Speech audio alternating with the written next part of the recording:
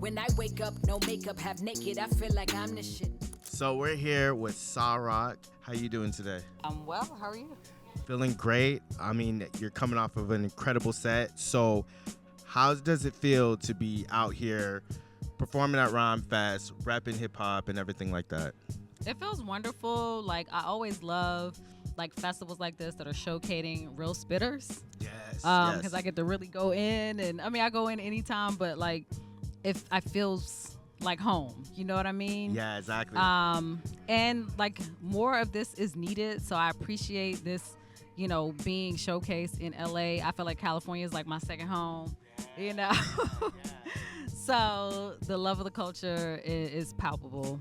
Do you think Minneapolis is your third home being signed to Rhymesayers, and how has that elevated you as an MC? Because obviously Rhymesayers, when it comes to independent hip hop, like, I mean, come on. Of course. And you know, it was a perfect place to be at the time and now, because you know, they support artists who are really dedicated to their own thing, like not beholden to what's popping in mainstream, but like who are literally artistically curating their sound, their message, you know, and most of them are artists themselves. Most of the admin and stuff like that are artists themselves. So they just appreciate and give honor to what the artist wants in the direction that they see for themselves.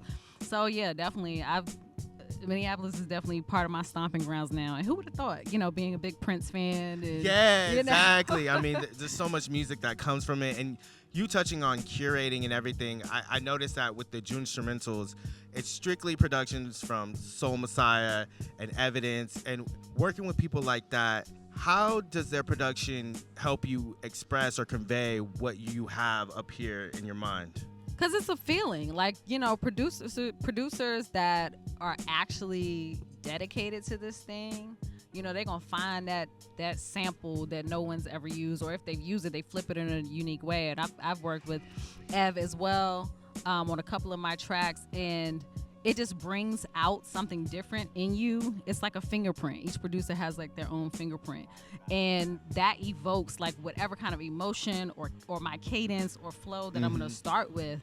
And you can hear the difference in sound. Like my flow on Deliverance is gonna be different than what I do on Gold Leaf, because Ev and Soul Messiah are very different in the way that they produce.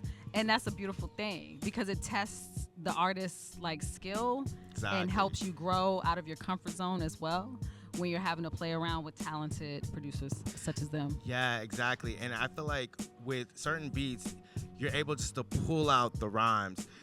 Do you ever feel like sometimes, because it's a business, you have to write rhymes and just because you're trying to meet deadlines, or do you think that the art should not be forced at all? That doesn't help me. Right. You know, I'm definitely someone that has to create in a moment. I'm not one of those people who can write on a dime.